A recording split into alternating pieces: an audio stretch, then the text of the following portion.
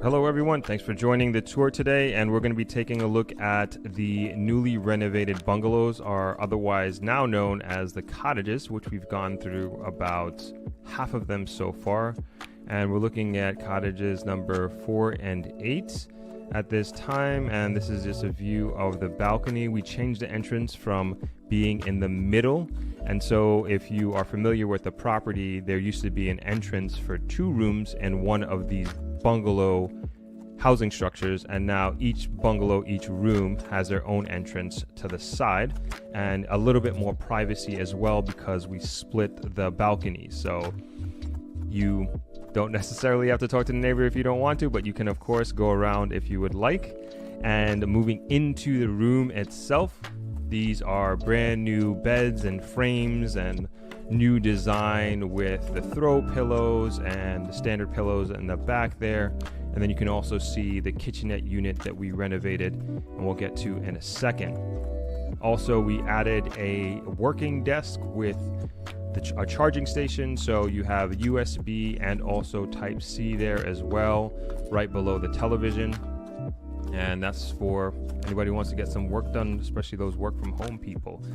And this is a wider view of the room, and I just want to make note of the AC, because these used to be fan cooled rooms, and now we got rid of the louver windows, and so now it's completely sealed up, if you will, with, as far as the windows go, brand new windows. And also want to bring attention to the ceilings. So the ceilings used to be flat, and now we brought them up to an apex to give a little bit more room and make it feel a little bit more spacious, but still maintain the coziness. And also bringing some more attention to the far right corner of the kitchenette that we have, and we'll get to that in a second, and also the newly renovated bathroom. So we basically gutted this entire place. Even the floor tiles are brand new as well. And this is another angle of the bed, and just want to bring some attention to the LED bed frame, as well as the embedded nightstands and lamps, and another view of the kitchenette, I should say. And as you can see, it has basically all the utensils and tools that you might need to cook a meal. Included is a mini fridge there down on the left, and a hot plate, coffee maker, ice bucket, all the knives and utensils that you may need to feed a small family. Not necessarily Thanksgiving dinner, but you can definitely chef it up in there, especially if you're staying for an extended period of time. This might be a perfect type of accommodation for you. And that essentially is the kitchen. And now moving on to the bathroom. And as I mentioned before, like floor to ceiling, new floor tiles, new ceiling tiles. Got the LED frame around the mirror just to give a little bit more lights. We changed out the square louver windows for the ship window, I guess you can call it. And we got the rainfall shower head and the glass frame shower door. Even the towel holders, those are all new. And again, trying to bring together everything in the room, the kitchenette, and to complete the cottage experience, if you will. So very happy and proud of how this was done, and really wanted to give a modern look and feel to this new room category, the cottage. And so also with this wider angle, want to bring attention to the closet. So you got some drawer space there, and you got some hanging space as well, and your safe, of course, and the ironing board is on the other side in between the closet and the window there. And yeah, another angle of the room, and also want to bring attention to that long standing mirror there, so full frame mirror. And that essentially is the bungalow, and this is kind of our way of paying homage to my... Hey there, Drop here.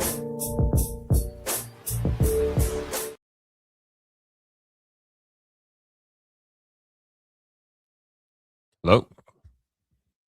Afternoon, everybody. Evening. Sorry, we having a lot of rain here, and the internet isn't cooperating very well. Hopefully you can hear me. Hopefully you can see me. But good evening to everybody. Always nice to be doing these Sunday live streams. I know we were off the last couple of Sundays, but we are back here and should be a good discussion today. Of course, let me know what city, what state, what country you're chiming in from. Always like to hear that. People are already doing it. And I hope people, especially in the Northeast, are keeping warm because I see there's a bit of a snowstorm happening. My mom sent me pictures from New York. It's kind of nice, but I'm sure it's very, very cold. But today's discussion, we are, as you can see by the titles and the title and the thumbnail, we are going to be talking about, I would say, more so along the lines of development and investment.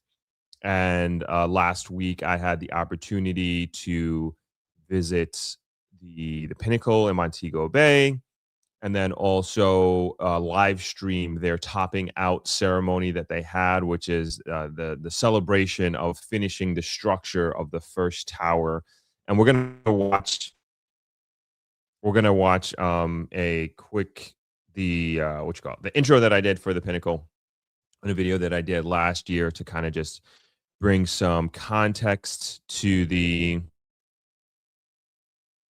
our discussion, and then also what I was seeing, the context of the discussion, but what I was also seeing, that this was the in the comments, that is, of the videos that I had posted, and then also the promotion of the live stream that I was doing, that it was the first time that many people were even aware that this project was taking place, which is also pretty interesting to me. And very much looking forward to having a discussion today and kind of getting an understanding of what you all may think of Jamaica's development and how Jamaica is going to earn money. And I think with the recent comments on the videos that I made, and also the live stream itself, I think this is a great opportunity to have a discussion around Jamaica's development and around development, particularly in housing, residential housing across the island, and then also how Jamaica really grows more than anything else. And in order to grow, obviously, we need to make money, we need revenue. And I think this is again, a great opportunity to have a discussion on what that may look like. And I hope, some of the folks who are, I won't call them, who may not, let's just say, who may not agree with the pinnacle development in one way or another, and there is a variety of reasons as to at least what I saw in my comment section. And I hope some of those folks are here, and I would love to continue to dialogue with them and to hear their perspective. So let's just go through some comments real quick here before we get started. What's going on, Josh? I saw you're coming in soon. Yep, would love to get together if you have time. What's going on, Tanya? Good to see you. Thanks for chiming in. Donna, what's going on? Chiming in from Ottawa. Good to have you on as usual. Mama Pineapple, good to see you. Thanks for joining. What's going on, Jay Fitz? Chiming in from ATL. Nice to have you on. Atlanta, Georgia is in the house. St. Andrew is in the house. Thanks for joining. Connecticut, snowy Connecticut. Yeah, I hear it's snowing up there in the Northeast. Jersey is in the building. What's going on, Dennis? Another Jersey person in the building. Brian, good to have you on. Also snowing in Maryland. We'll be in the grill January 13th. Awesome. Looking forward to having you here. Evening. Nice to have you. Erdna, I think this is an opportunity to complete a build of New Black River, including rezoning, redrawing of land boundaries, can be an initial sustainable economic impetus. As we know, this won't happen overnight. Anchorage, Alaska, in the building. Wow, very far away. Awesome. Nice to have you on. Okay, so as I mentioned, we had. Let me play the Pinnacle video real quick, and I'm not going to assume that everybody in here is familiar with the project.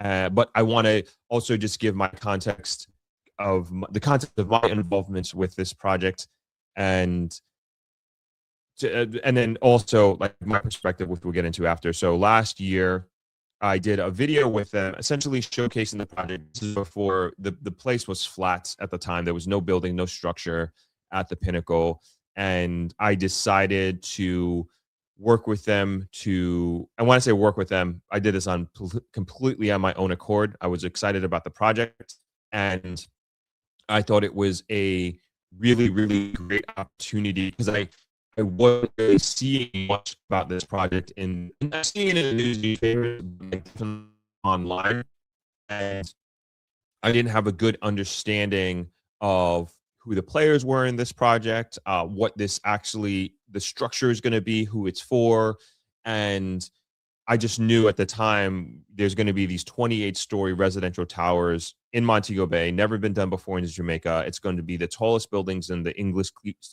speaking Caribbean. And I was like, man, this is amazing for Jamaica. And this is a sort of type of investment that we need. And it's going to change the perspective of how people look at Jamaica from the position of living here, from the position of investing here.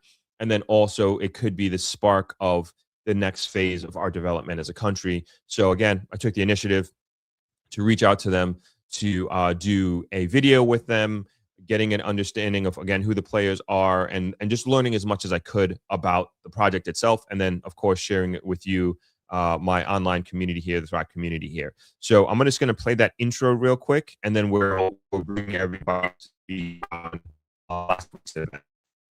Our intent is to change the landscape of Jamaica, to put us on the map globally as we deserve to be. Our product is far more supreme than I see in other places where they have far less. So there's 4 towers of the wildlife and birds around the development: the swallowtail, the canary, the hummingbird, and the phoenix. Each tower has its own level of amenities in terms of gym, lounge areas, pools, cabanas, concierge, tennis courts, basketball courts, golf simulators, cigar bars, cafes, restaurants. In order to stabilize the construction, we drive concrete tiles down into the ground to the tune of, this is 28 stories, 180 feet down below, in order to stabilize the building.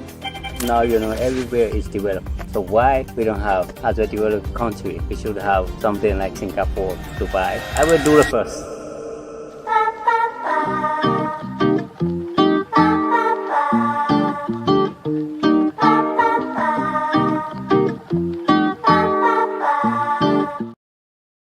Sorry, did you guys see the video? Because it did not come out at all on my side. Let me know if you saw or heard the video. I see, Justin, you're saying the audio is chipping out a little. And I'll try to replay it again. I don't know what's happening with that, but we have we're still on Starlink here at Travelers. So Starlink uses satellites, and it's raining, and when it's cloudy or there's bad weather, it's not the best. So pardon me with that. So you guys heard? Okay, you guys good. All right, glad it worked out. Okay, so that's the Pinnacle project in a nutshell, and that's how I initially got involved. And like I said, I've been excited about this project from day one, and in my mind, I'm like, man, if Jamaica can pull this off, and these investors, these developers can pull this off, we're going to be just at a different level completely, and it just puts us in a different level as a country, completely, in my opinion.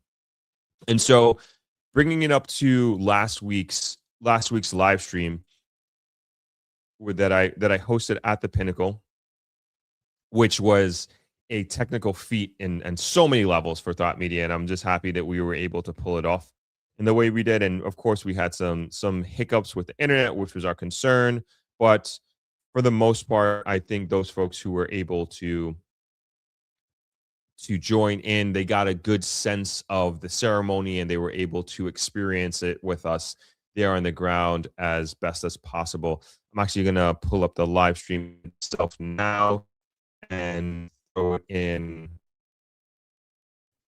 the comment section. On my channel,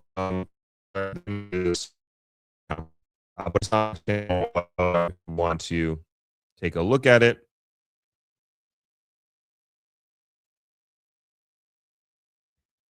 All right, taking its time here.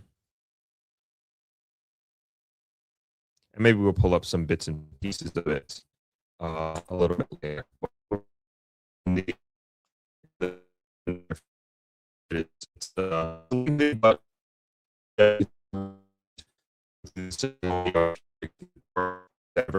really up to you.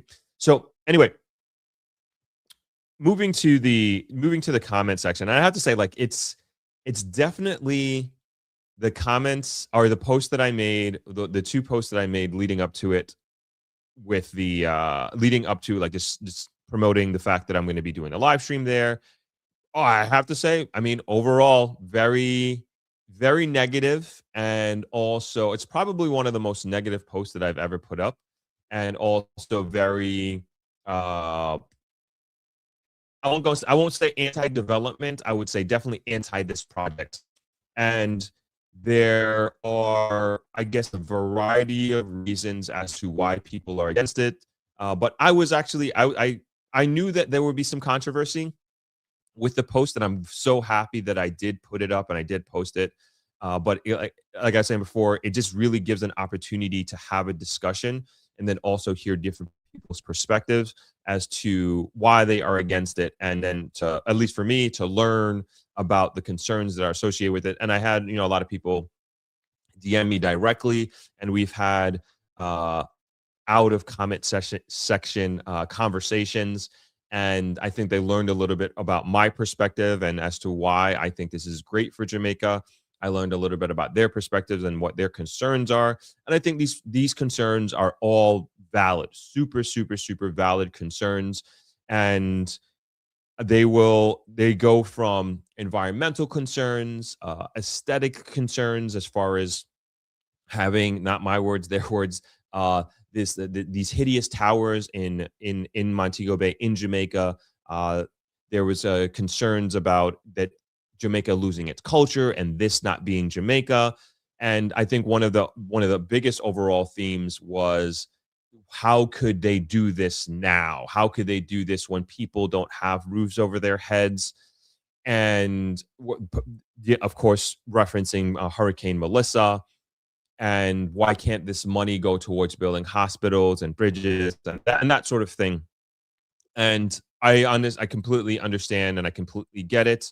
And I think these concerns are very, very valid. And so essentially with today's stream, I kind of wanted to go through them and then also, again, hear and be engaged with you all out there and hear your thoughts live on this stream. And then, of course, if you're watching this on the replay, which I know most of you are, so please put your comments and your thoughts in the comment section. And I think all of this helps all of us.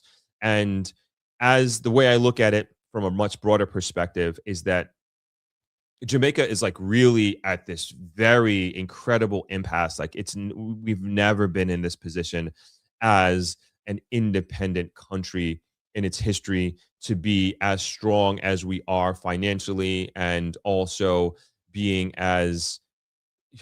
out of the long-term debt that we've been in. Crime is just dropping precipitously. And we are being looked at as a country for investments from global investors. We're being now seriously looked at as a country for people to retire out. And that's one thing I would love to know the statistics on, in terms of like how many more people are coming, specifically the Jamaican diaspora, are coming to Jamaica, are looking at Jamaica as their retirement home, as opposed to 10 or 20 years ago. And incredible position to be. And I'm very extremely proud that you're here. I'm proud to and happy and lucky to be not only alive during this part of Jamaica's history, but also to be living in Jamaica while this is happening and seeing this growth and seeing the country move in this direction. And hopefully, and that's kind of the point of this platform, is that you can be a part of that as well, and you can at least understand what is happening. At the very least, is it's knowing what's happening and knowing what's going on, and if there is an opportunity for you to be a part of that in any small way, or maybe even in a big way, I think it's something that you should seriously consider. And also and then you'd also be a part of this growing, forward moving, progressive movement that I believe Jamaica finally finds itself on, right? Okay, so let's go into, I've laid out like the main themes, which I talked about earlier before, but I kind of want to go through them section by section. And also, hopefully, this is not a one-way conversation. If there are people who disagree with me, again, I want to hear and I want to learn from you all what about those disagreements. And so the first one, which I think is the most prominent and in our face, is like, how can we do this now? And when I say do this, at least the comments that I was reading, it was more along the lines of two things. It was, how can Jamaica or these developers be building this building while people don't have roofs over their heads, or while there is without electricity and water. And so the first thing with that is that, we got to understand, like, this development was happening before Hurricane Melissa, and this is not something new. And I hope that's obvious to people. And there shouldn't be, at least I don't see any reason why they should stop construction of this that was already pre-approved and has been years in the making, why it should stop and to help other people. And then the point, and that moves into the second point, is that why can't we do both? And it should be a situation we have to be able to do both, right? And we have to be able to rebuild the country, help the folks out there as much as we possibly can, but at the same time, Jamaica isn't shut down. And I hope people don't look at Jamaica like that. And I hope people aren't looking at, Jamaica as this place where it's completely destroyed. We shouldn't visit there now. We shouldn't invest there now. And I think a ceremony that happened on Wednesday, it really sends a strong signal that Jamaica is open for business. And I think that is an incredibly, incredibly important and powerful message to send to the world. And this doesn't take away from the recovery efforts. And two things can happen at the same time. Two things can be true at the same time. And that's kind of the way I look at it. And we don't, for us to think as a strategy that shutting down progress, shutting down investment, shutting down development to help one part of the country, like we are going to put ourselves in a worse position, because at the end of the day, we need to make money. Like, the country needs to make money, and we need to figure out, even beyond this, even from a broader perspective, we need to figure out how we make more money faster. And to me, that's how we're going to get ourselves out of this faster, is be able to tax that revenue and to use those taxes to fix the roads, to build the hospitals, as people were saying. And that to me is like, my mind will always go back to the money. My mind will always go back to revenue. My mind will always go back to, how can the country earn more money? How can the government earn more money so we can put it back into the country?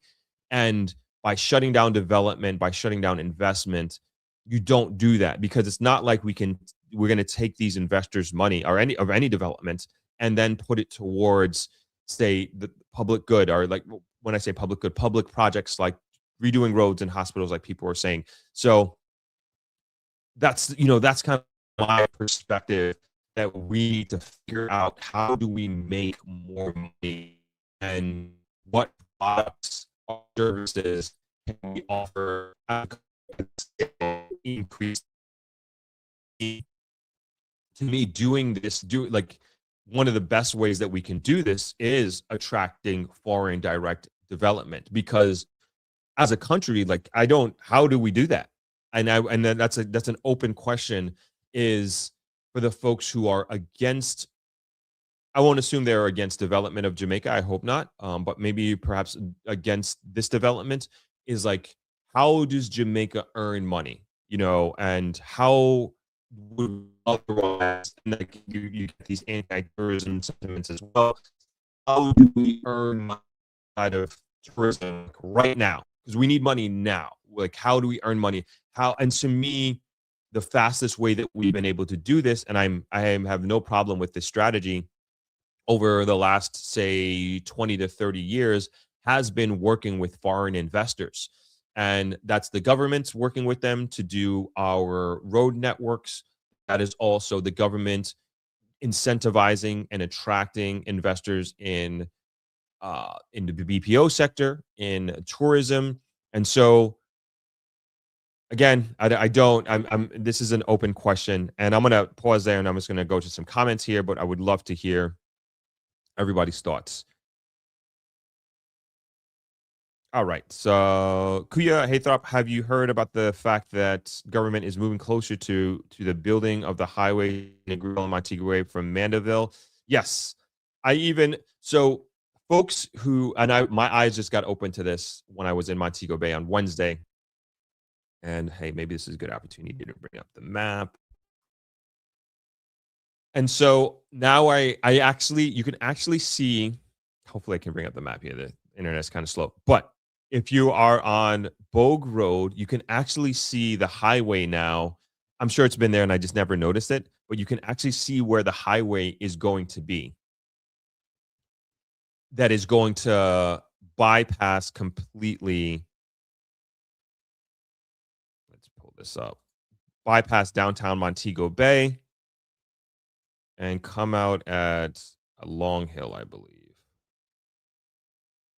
All right, let me just pull down your comment here. All right, let's hop over to Montego Bay. All right, so this is Jamaica, so everybody can see. We're going to go to the northwest here, and we're going to go to Montego Bay. And just so we're on the same page, so here is the Pinnacle right here. And then we're going to go east on Bogue Road here. And so this is where, oh man, where I was looking. Oh, here it is. Okay. So from down here, you can see this is the highway. This is way up in the mountains. And I think it's so cool. So you see this right here? This is the highway that you're going to be, and we've been talking about this for a while now, that you're going to be, if you're coming to Negril, that is, you're going to be making a left out of the airport, out of Sanchez International Airport, and you're going to hop on this highway here, and you're going to bypass all of downtown Montego Bay, the hip strip, and blah, blah, blah, blah. You're going to come through the mountains here on this highway. And this is the part that I can see from down here on Bogue Road. This is the part that I saw, which I think is really cool. And again, this is up in the mountains. You can't really see the elevation. There's no, can you put an elevator? Don't worry about that now. But you can't really see that this is highly elevated here. And then apparently, hold on, make sure I'm seeing it right.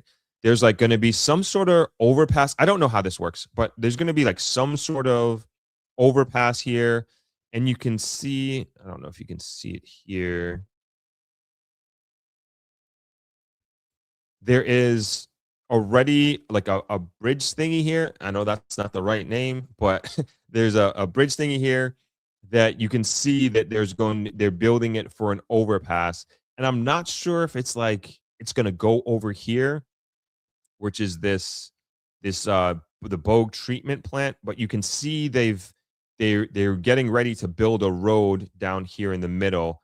And I'm not sure where it all ends up, but the fact that you're skipping out all of downtown Montego Bay is going to take off tons and tons of time off of your journey and your travels to Negril, which I think is just huge and amazing. And that they are, as Kuya was saying, that they are, the plan is to have this completely interconnected road system throughout Jamaica, which is going to be just magnificent for traversing the island, for doing business, for conducting commerce.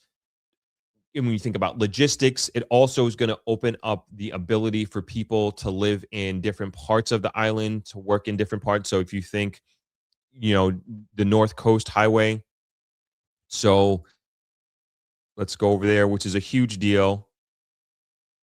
Hopefully I can find it somewhere here, which basically goes from Ochi. Probably not going to basically go Ochi to Kingston. I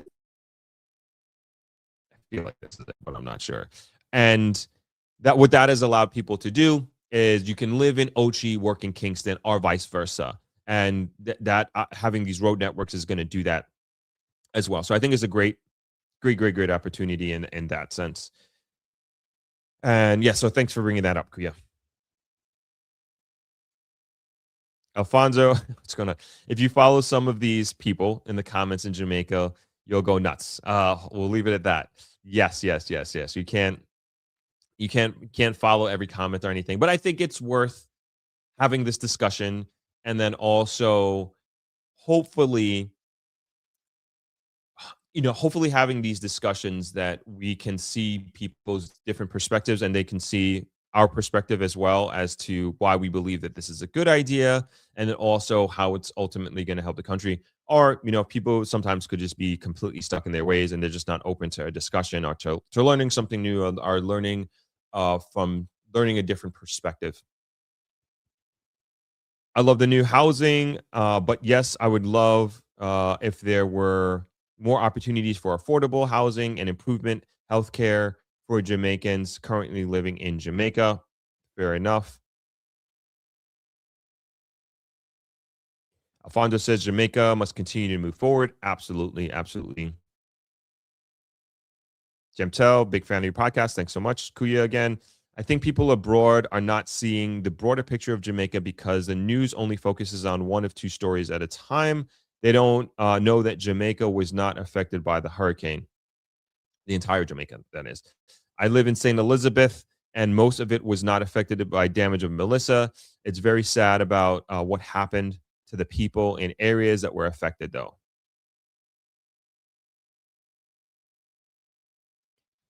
Alfonso says the Prime Minister in all his speeches since the hurricane put a lot of emphasis on affordable housing. We have to do both for the economy to grow. Jamaica definitely needs to attract the luxury market.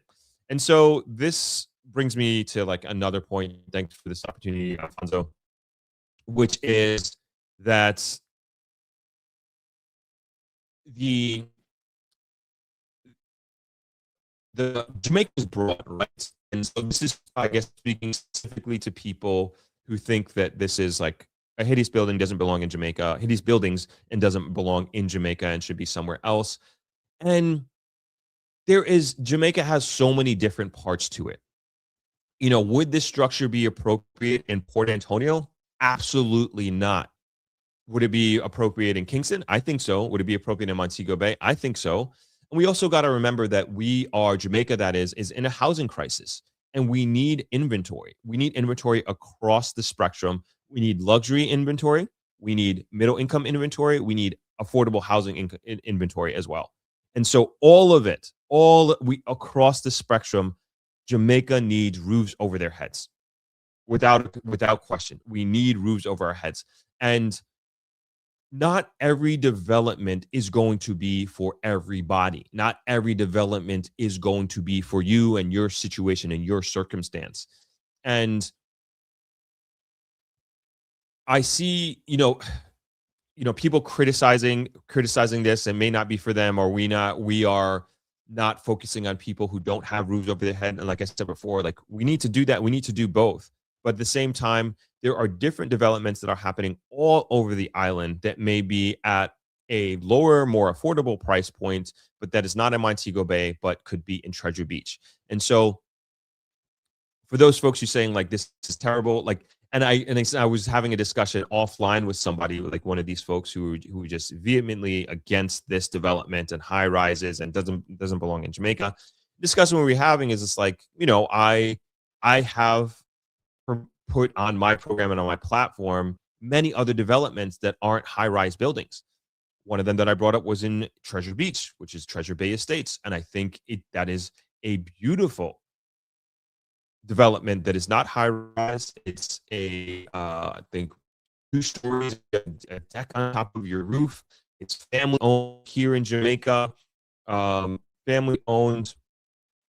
Treasure Beach, St. Elizabeth family is doing this development on their family land, and I think it's beautiful. I think this is going to change Treasure Beach. Everybody in Treasure Beach supports that development and think it's going to be a magnificent for their community. And so there's a variety of these different types of opportunities throughout the island, and one development does not define how Jamaica develops moving forward. Like, not even close. This is one development, and there are many, and also too, not to scare people or not to poke the bear, so to speak, in this case, is that there are so many more developments that are coming down the pipeline that you guys have no idea about. And I'm happy to bring it to you and to bring it to this community so you are aware and you are informed about what's happening and what's going on. There are taller buildings that have already been approved that are coming to Jamaica. I have no issue with this. As long as and to me, this should be, I think, if there is the number one concern with this, I think, or at least one of the top concerns, should be the environmental concern, and learning about those and understanding what protocols have been put in place to mitigate as much as possible the environmental impact that this could be that this inevitably will have. Any type of development that you're going to do is going to have an effect on the environment. Whether you're building your own personal home, you're going to be disrupting the environment in some way, shape, or fashion. Obviously, there is a scale to this. I get that. I understand it. But it's understanding, to me, is like understanding what is that environmental impact going to be. And I can tell you, going through the Jamaica real estate course myself, to get approval for these things and to get approval by the planning agencies, to get approval by NEPA, it is an arduous process. And you have to meet so many different types of regulations and that sort of thing.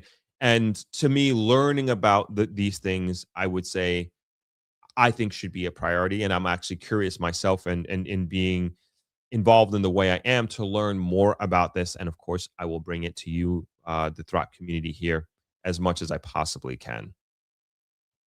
All right, let's keep going to comments here.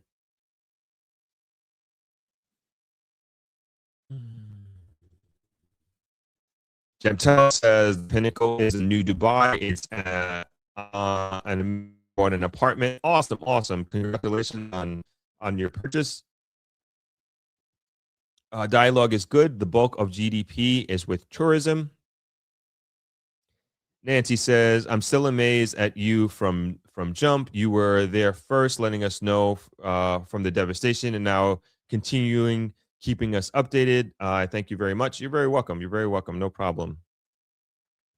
Seymour, business and entrepreneurs can tokenize and earn value for their business. Alicia says, this is Throp News at 7. I love it. Joshua says, I understand some of the negativity, but we need to look at the incredible opportunities available. Being Jamaican, but growing up in the West, you can't help but see the incredible opportunities. Yeah, and there are tons and tons of opportunities. Sorry, let me finish your last comment here, Josh. No matter how big or small, now is a time to take a chance and go for it. History teaches us that after big disasters, new and fresh opportunities spring up. And I'll even say, to support what you're saying, Josh, that and you know better than anybody else here. I know the project that you're doing, which I think is incredible, especially for a young person.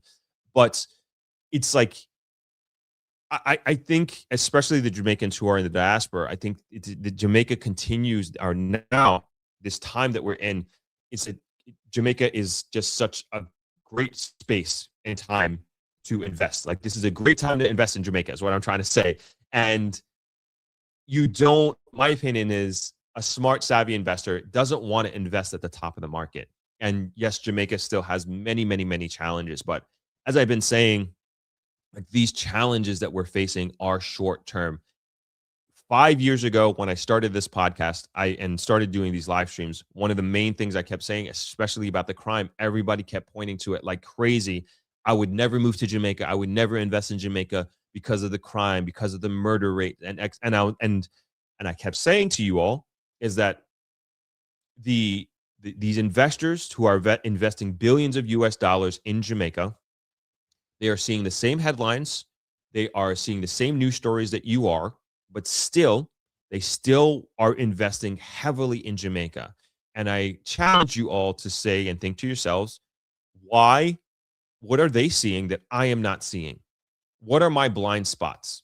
What are they seeing outside of these headlines that are allowing me to make these, personally think, emotional decisions as to why I shouldn't retire in Jamaica, as to why I shouldn't build my dream house in Jamaica, as to why I shouldn't invest in Jamaica? And they're seeing the same thing that you and I are seeing, yet they're still doing it. Why? Why is that?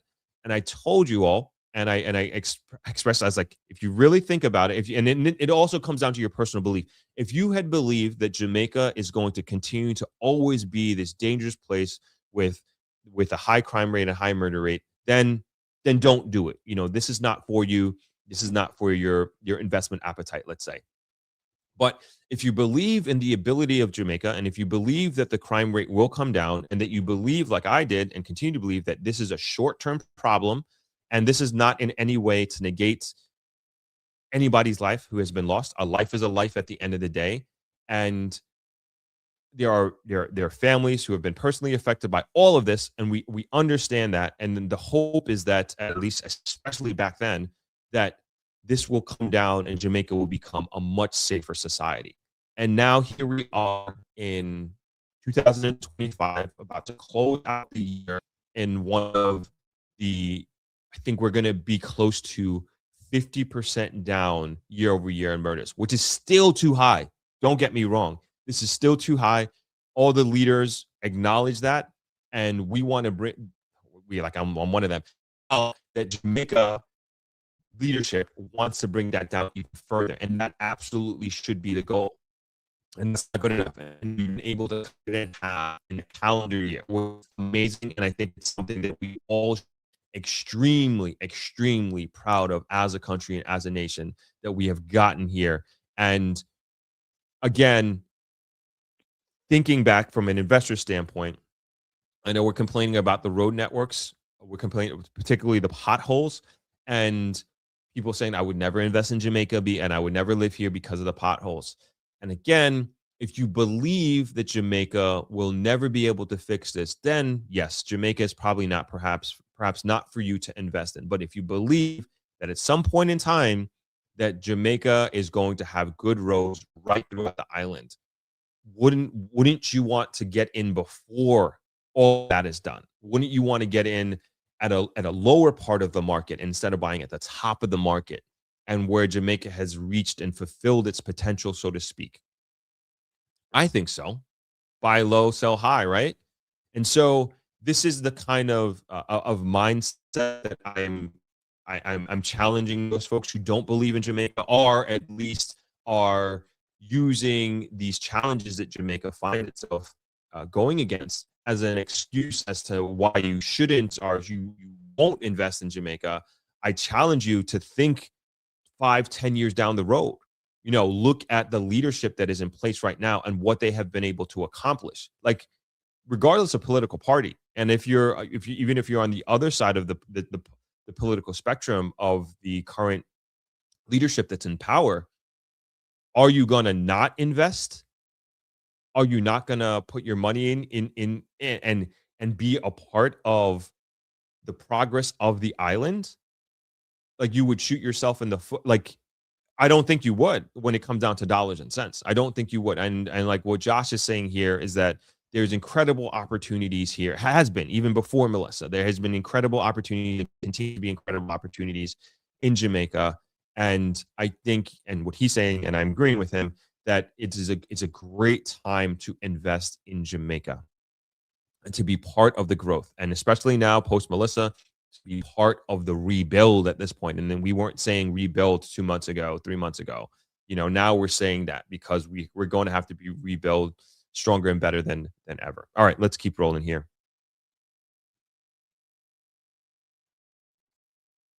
KJ Martin says, look at the Dominican Republic. Not everyone will be able to live on a big plot of land in the countryside. He says, people abroad need to understand that all Jamaicans are not poor. There are people here making millions of US dollars. Real estate is one of the ways that they're making it. Right. So great point. And somebody in the comment asked me in the comment section under one of the videos that I put out with the Pinnacle is that what percentage of the Pinnacle is owned by Jamaicans?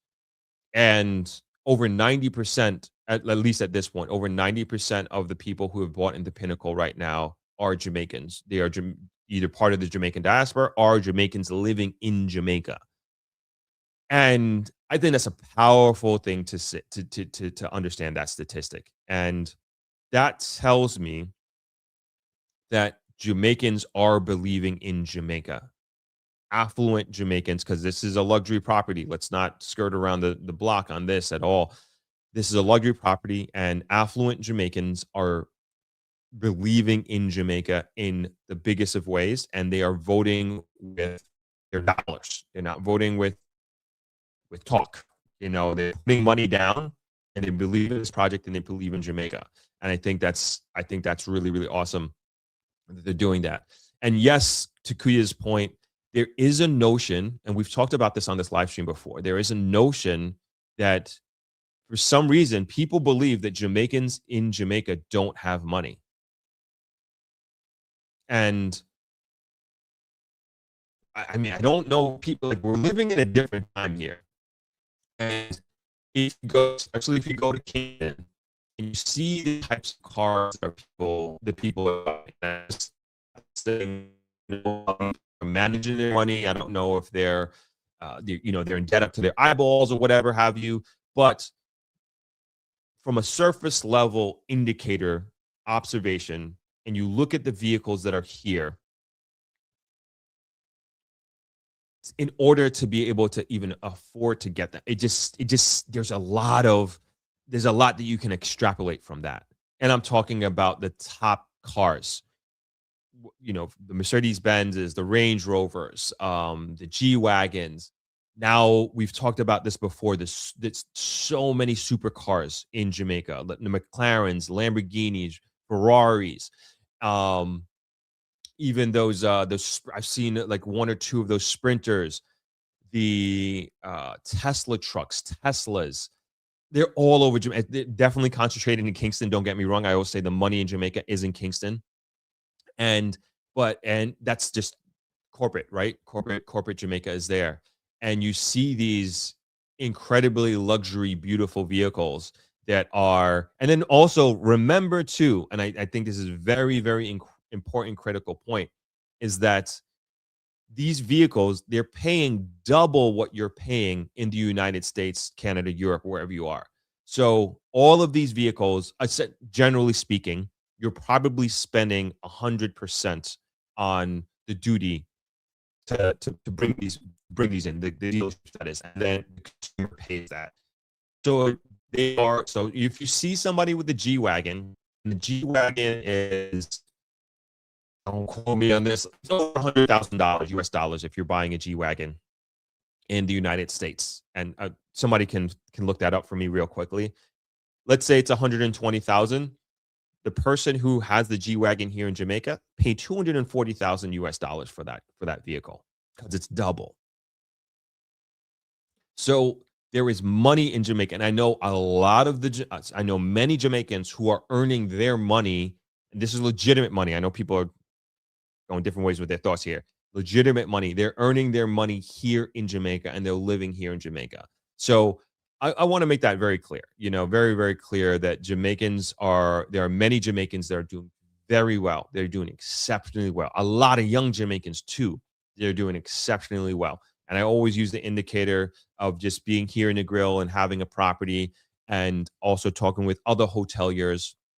Like, over the years, we're just seeing a lot of younger Jamaicans who are coming from other parts of the island, who are staying at our hotels and being able to afford a long weekend, a week with their family or significant other. And so this is just a data point that I want people to be aware of.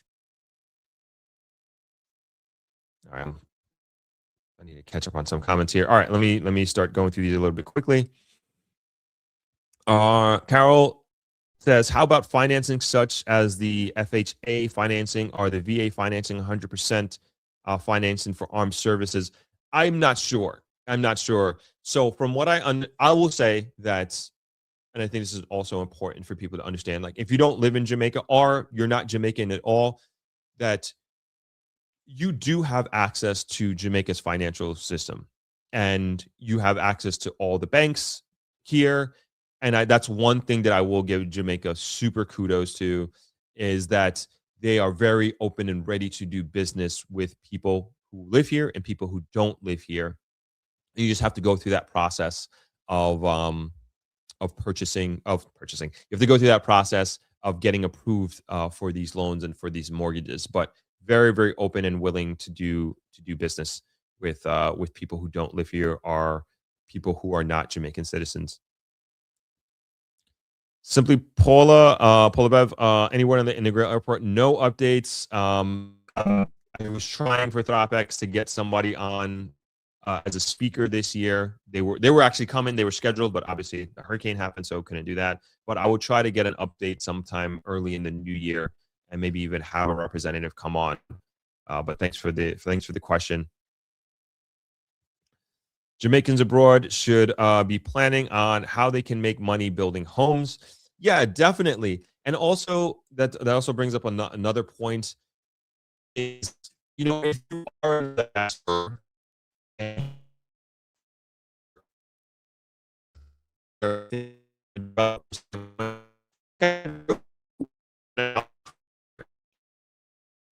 we need inventory. We need housing inventory. And so if you have the means, if you have the experience, if you have the network, and you're thinking of doing some sort of venture here in Jamaica, I would say even doing a small development here, you're going to help, and it may seem like a drop of water in the bucket, but it's going to help. Even if you're doing 5 units, 10 units, 15, 20 units, whatever it is, you're going to make an impact on that community, especially if you're coming here in the West, right?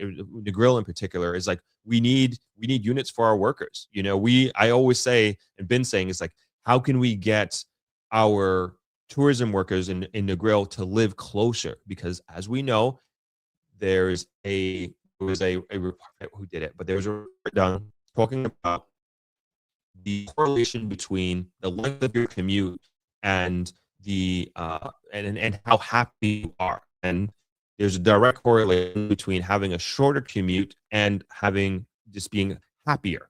And so if we can dial that back, I think it would be great for all of us as a country, and especially here in the Grill. So yes, I encourage you all, if you are thinking along those lines, I think that's a great opportunity, and you'd be helping yourself as an investor, getting a return on your investment, but you're also helping folks put a roof over their head that didn't have it before. And it could be folks locally, it could be folks who are looking to retire, but nonetheless, it's helping with the inventory situation that we're having here. Shane Frank says, capture land, ghetto, board house, gully bank mentality, sitting, waiting, and on handouts will never understand development and the future benefits for the entire country.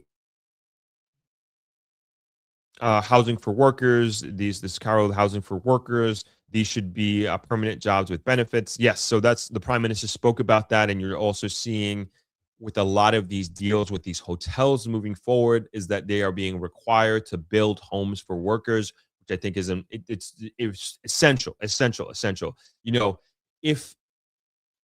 If there would be a 1,000-room hotel that were to just pop up in the Grill tomorrow, where are all those workers going to live? You know what I'm saying? I don't know of any, just to be clear, I don't know of any 1,000-room hotels that are coming to the Grill, but I just know that it's needed, if something like that were to happen. But that goes for anywhere throughout the island. Pineapple says, even with tourists, not everyone can afford to stay at all-inclusive resorts. That is up to $4,000 versus staying at a beautiful, secluded, smaller hotel with less expensive rates. Something for everyone, in my opinion. Yes. And I hope people feel that way and see that. that in Jamaica, whether you're coming here on vacation or you're looking to purchase a home, that there is variety. There is variety that you can from a vacation standpoint. You can stay in a wooden cabin in the mountains somewhere, or you can be at a 5-star all-inclusive hotel on the beach on the North Coast, or you could be at a small family-owned property on a river, right? Or an Airbnb, whatever it is. There's a length and breadth of different types of accommodations across the island. Also, same with investing, same with buying a home. We need houses across the spectrum. You can go and buy a multi-million-dollar penthouse if you want at the Pinnacle, or you can come to the Grill and purchase a plot of land at Vista Bell, your dream home. And so there is something for everybody. And I think it's great that we are a nation that has that to offer to the market. Nicole says, as a land use planner, we held a webinar with skilled experts on building back better last week. And this conversation illuminates the same concerns regarding an uneven development model of Jamaica. The spatial findings of the storm magnified how infrastructure was unevenly distributed, where many were left without resilient housing or safe shelters, showcasing social inequalities in development. Yes, Jamaica is Yes, Jamaica is open for business, but it cannot be solely centered as a product to be consumed, because all communities especially for rural communities. As the planner who does for high-rise developments and pro-development, but for even equitable development post-Melissa. All right, I think I got all your comments there, Nicole. And I totally agree. I totally agree with your sentiments and everything that you said right there. And yes, this storm, without question, disproportionately affected us here in rural Jamaica, but also definitely more of the poorer folks who don't necessarily have the needs to rebuild. But also, Nicole, that this also brings up a bigger point, which is more important here, I think, is how going back to land titles, right?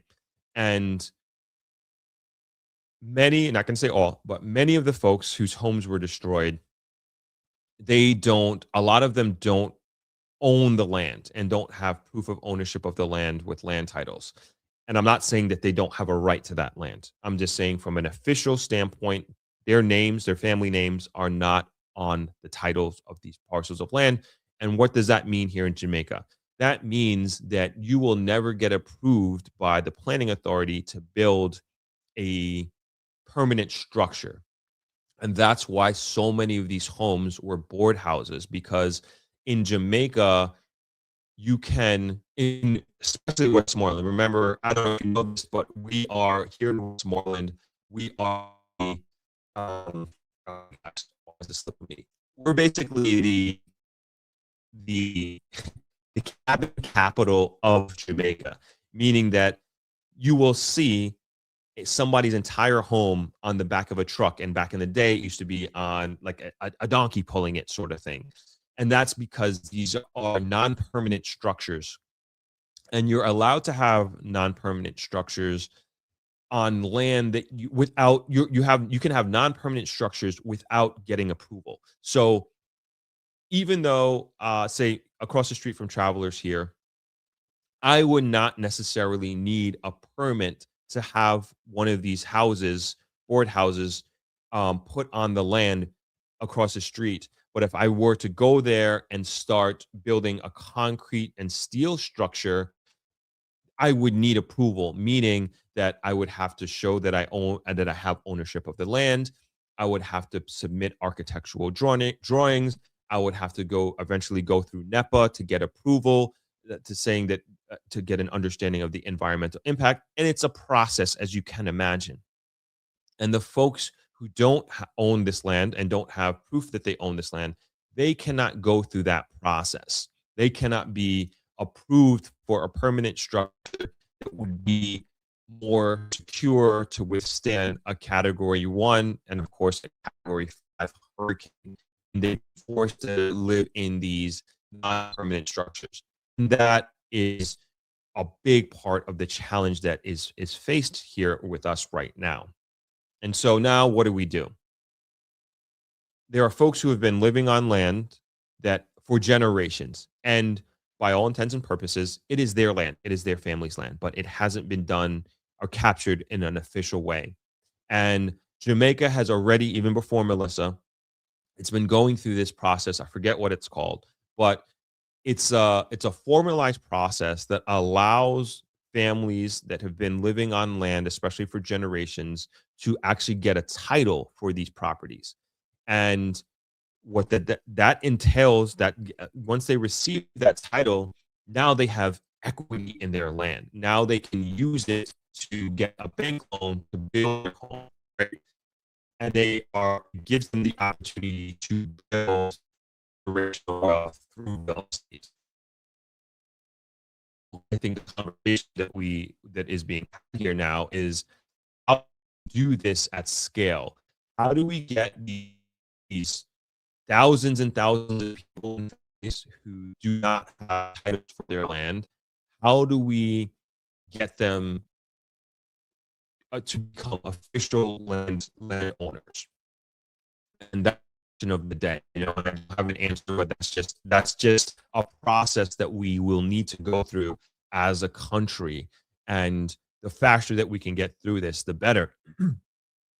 And that's going to put these families in a much, much better position to be given the opportunity to even own a home that can withstand future storms, because we know they're coming. And, even though they're saying this is a once in a generational storm that we face, we can't assume that. To me, it's better to assume that we could be getting another one in the next few years. And how do we prepare for that as best as we possibly can? So, to your point there, Nicole, I think that's how we start to create equitability in how we build in the future, especially with these folks. As far as your point with said something here about tourism. Yes, Jamaica is open for business, but it cannot be solely centered as a tourism product to be consumed, because all communities want to be open for business. And so, yes, all communities want to be open for business. I was in Sav yesterday, and it was just so great, amazing to see. It felt normal in the sense people were going about their business. I was in Shoppers Fair and Fontana, and the town was buzzing. People were doing this Saturday morning business. Of course, the town doesn't have light. A lot of places over there doesn't have light, but it's just, to me, it was a sign. It was an indication that we just, one day at a time, step by step, things are getting back to normal. And that's the capital of Westmoreland, right? And so that's just like a really, really strong indicator. And every business, and I applaud every business that has been able to reopen at this time in the affected areas, that is. And I think it's incredibly important that people are open for business. And I saw a lot of entrepreneurs along the road as I was driving to Sav who were selling clothes. This is what happens during the Christmas season. There's a lot of vendors on the street selling different items for the Christmas season. And it was just so good to see so many people doing that as well, and being open for business. And and I don't mean open for business just in the tourism sector. I mean across the board. I'm talking about even having a corner store, a rum bar, any little business. Like all of these little businesses help the microeconomy, and to be able to be open and to earn an income, and then also to employ people. Very, very important. Very, very powerful. All right, let's keep rolling here. The Armor Chef says Jamaica should approach Commonwealth countries like Canada to implement a retirement visa, allowing retirees from such countries. So Mako says, I saw what the outside investors saw years ago and got on the boat. Awesome. I'm glad you saw that, Salt Mako. And I think your decision is going to pay dividends exponentially in the future. Dennis Marshall says, it's a good thing to build towers and the island, but a lot of average people on the island can't afford them towers. So if they want the island for everyone, they need to build up some house. So I think your comment got cut off there, but I get the sentiment that you're trying to make here, Dennis. Yeah, and as I was saying before, is that every development isn't for everybody. This Pinnacle is not for poor people. It's obvious, and it's not for people that can't afford, you know, $500,000 or multi-million-dollar penthouse. But there are so many other developments that are around throughout the island that are much more affordable, that are still very nice and have great amenities. And many of them we've talked about here on this program. And so I think people are equating this development as what defines Jamaica's development and what is defining Jamaica's future. No, it's part of it. It is not its though. It is part of it. And I think there should be like a clear delineation between that, and this is a part of a bigger piece of the puzzle. And like I believe that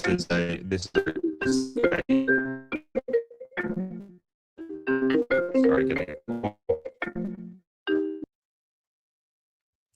right, let's keep rolling here. Speak Spanish Now says, "Oh man, I finally caught you live, brother. Hope all is well, my guy. We definitely have to catch up. Awesome, nice to have you on. Country to live, Jamaica, full-time cost. Lots of money coming to Jamaica. Healthcare that integrates costs between countries." Jamin says there.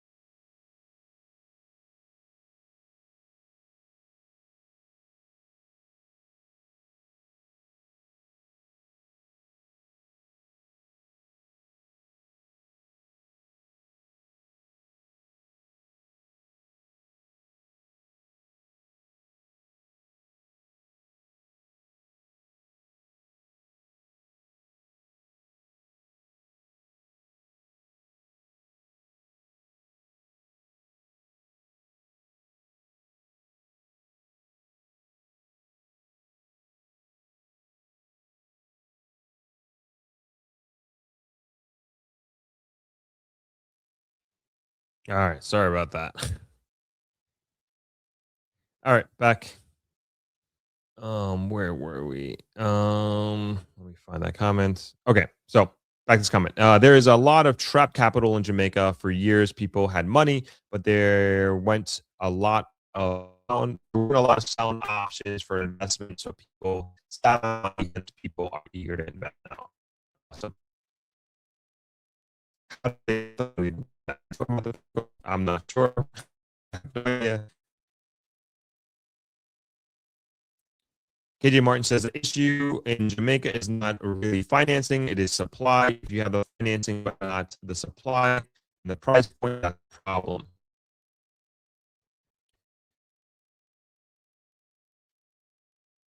the economic construction is still developers make more money on luxury properties. It's a global issue. Governments have to provide developers tax incentives to build low-income units. Dennis says, you guys are #1 best local hotel in Negril that stay busy other than Treehouse Negril. So not many hotels in Negril are doing good, especially since most people use all-inclusives. What's going on, TDC Consultants? Simply Paula Bev, thanks. I'll be in at ThropX in May. Awesome, awesome. Looking forward to having you there. Suzette, what's going on? Nice to have you. As always, thank you for being a channel member. Appreciate you. TDC Consultant says, how do we make more money, or how do we empower people to seek their purpose diligently to prepare and steward wealth in all forms, including money? Well said.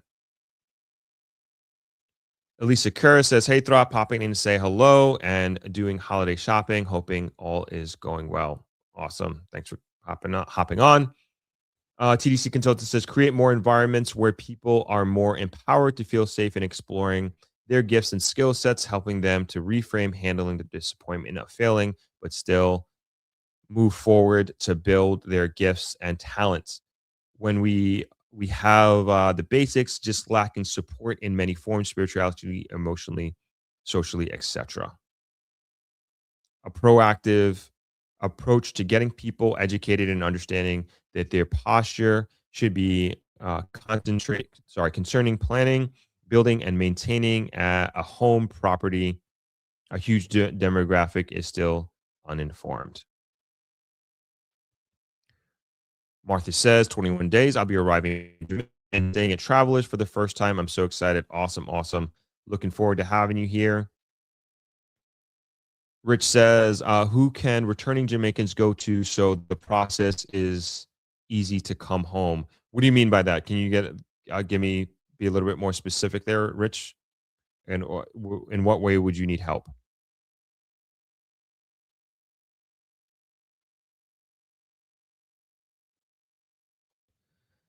Natural just chiming in, but see that your internet connection is bad. Yeah, really bad. We have we're still on Starlink here, and it is raining, so it is cloudy, and Starlink doesn't do too well when it's cloudy.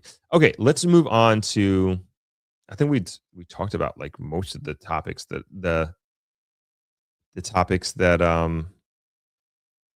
I saw in the comment section here. Just going through my notes. I think that we hit them all. Yeah, I think we hit all the points. At least the negative comments.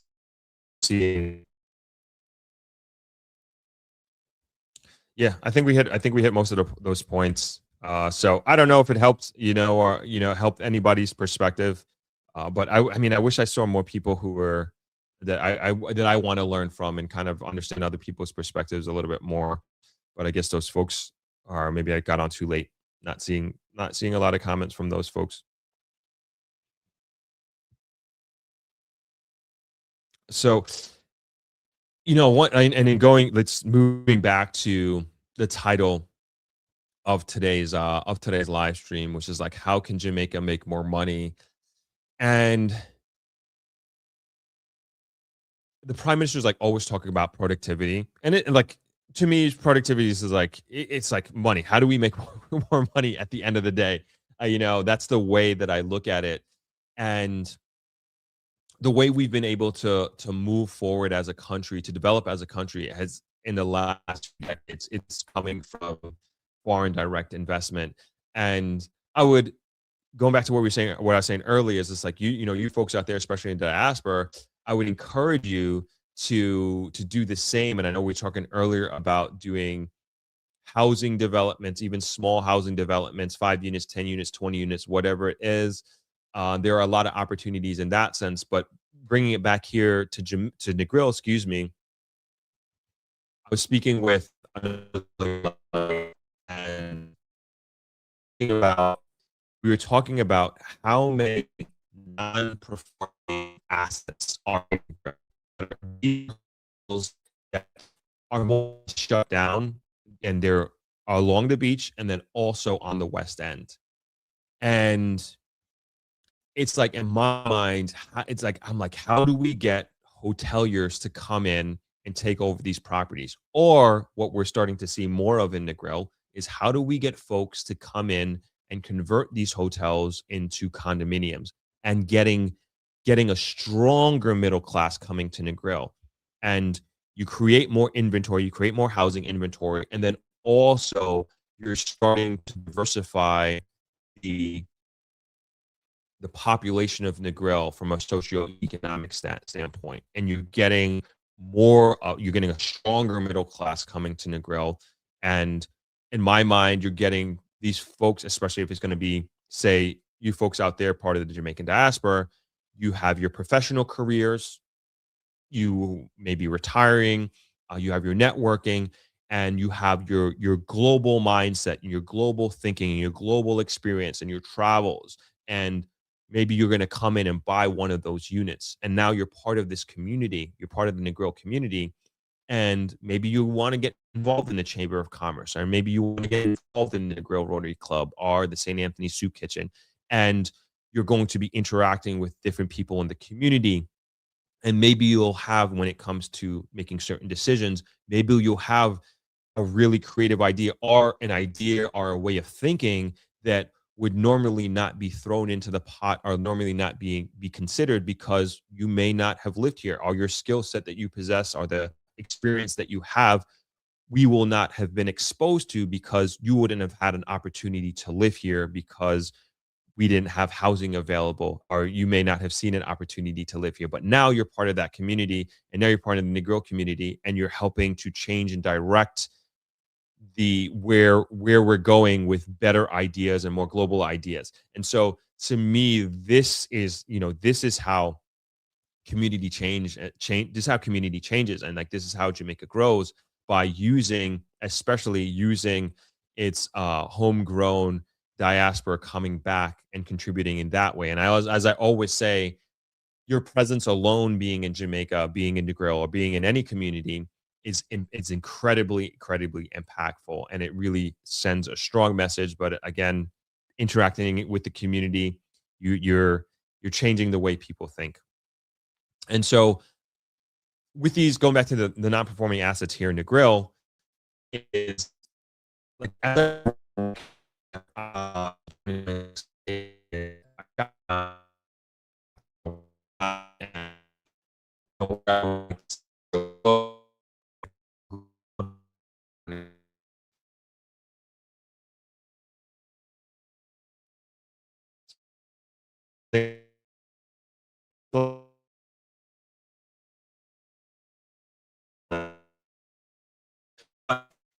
of the goals that I have for next year for sure is, how do I get more folks to look at Negril and see these opportunities with these non-performing hotel assets that we have on this beautiful 7-mile West Beach Negril, and then also on the West End? How do we get folks to see it as this huge opportunity, right? And to be a part of the growth and development of Negril, but also of Jamaica, because it's there. It really is there. And the last thing I'll say, the discussion that I was having with this other hotelier last night, we were just talking about how, Negril is evolving, and it has definitely seen better days, and that's just the reality. And we were specifically talking about, losing Dream Weekend, losing a reggae marathon, and then we even went as far back as losing spring break. And it's just one of these things that I think Negril is going into this phase of, we're about to redefine ourselves in like a really big way. And there's a lot of things, I would say, that are aligning for that redefinition. And it's almost like we're moving into blank slates territory. And why do I say that? Is like, yeah, we lost those 2 events. Even when you look at our entertainment that we have now, it's just not what it used to be. I just leave it at that. And I always think back to the early 2000s, when I was in my 20s, and how just amazing and fun Negril was for a young person. Like, it was bananas. It was absolutely bananas crazy. And I say that in the context that, like, on a given night, you will have the hard choice to make to whether or not to go to this place, that place, or the other place, because they were all crowded. We all had all these people from all over the world enjoying themselves. And whereas now Negril has come down to a situation where you have essentially, as I say, it's just not what it used to be. But I think this is an incredible opportunity for Negril to redefine itself, especially on the entertainment side of things. We spoke about the second point with this blank slate notion that I'm trying to argue here, is that there's a new building ordinance that is being put together. We've talked about this many, many times on this platform. And the new building ordinance is just, I already know, at least from what I've seen and what I've read in it, it's going to change the way Negril is going to be developed. And there's going to be new height restrictions. There's going to be new ordinances across the board and across, and I think it's a great thing. And I think it's going to attract a different type of investor coming to Negril, unlike we've ever seen before. And I think it's going to be a really, really good thing. So that's the second thing, kind of going back to my blank slate argument. And the third, of course, is the Negril International Airport. And that is coming. And that is going to, in its own right, it's going to redefine Negril. It really, really is. And again, I would continue to encourage you in the diaspora, you as a potential foreign investor, you as a potential person that might be considering retiring here, especially if you're looking at Negril, is to put great consideration into it, and not just listen to me for the sake of listening to me, but to do your own due diligence, to use the many professionals that I've had on this program and this platform, especially the real estate professionals, to reach out to those folks, to run an idea by them, to inquire about a piece of property that is for sale. I even spoke to a subscriber, I think a couple of days ago, who's staying here at Travelers, who's telling me that they reached out to one of the real estate agents who've been on my program, and they're going to be looking at some land on the West End. And that's what this is about. Inquire, look into. And I think, if there are some folks out there who may be looking at this as like, oh, this is like some impossible task, this monumental task that is insurmountable, and that I'd never be able to invest in Negril, especially if there's some young people who are watching this, or never be able to invest in Jamaica. I think you'd be surprised at, once you learn what the process that it takes to acquire a piece of property, to purchase a home or buy into a development, that it is doable. And maybe today in December 2025, you may not be in a financial position to afford to do so. But I think the first steps, one of the first and important steps that you should be taking, is to educate yourself, learn about the market, and then eventually progress and move towards being in a position of, hey, I'm going to buy that penthouse at the Pinnacle. It's all possible. I really, really believe it. And I don't think you should put yourself in a mindset or a framework that says, I'll never be able to afford, or that is not for me, or, and maybe it's not for you right now, or maybe that's not for you at all. Maybe you're looking for something completely different. But at the same time, I encourage you not to limit yourself. And I, especially again, people who are in the Jamaican diaspora, I encourage you to be a part of this process and to help not only country, but also yourself, because I think things are going to be as bad as it may be right now in terms of being in the rebuilding phase. I think this is just a blip, and it is a great opportunity for so many. And Jamaica continues to move forward. I think Jamaica is going to be stronger than ever before, and I would love for you all to be a part of that. So let's close out with some comments here, and we're going to hop off because this internet is not interneting. All right. Ron Roy says more people should show young Jamaicans how to start small online businesses, earn USD online. Good point. Kingston 20, culture, and mindset has to change. Never seen a Jamaican migrate and wondered how to make money. Mama Pineapple says a new beginning. Dennis, them days are over from 20 years to now. It's a big difference because all of the all-inclusive with the crime that's ruining a lot of things. I might be missing your point. point there, sorry. And the ability to make money is latent. Just the right culture will unleash it. All right. I think we're going to leave it right there. Good discussion. I'm glad we got it in. I don't know. Wait, hold on. Let's see the calendar here. All right. We'll see. I'm going to try to do a live stream. Probably next week is probably going to be the next last live stream of the year for sure. And yeah, that next week's going to be the last one, and then we'll probably take maybe 2 to 3 break from live streaming, and we'll come back stronger than ever next year in early 2026. So thank you, folks, for joining in the live stream here on Sunday. For those of you that may be in the Northeast and covered in snow, stay warm, and I'll see you guys next week. Guys, enjoy the rest of your Sunday and have a great week ahead. Peace, everybody.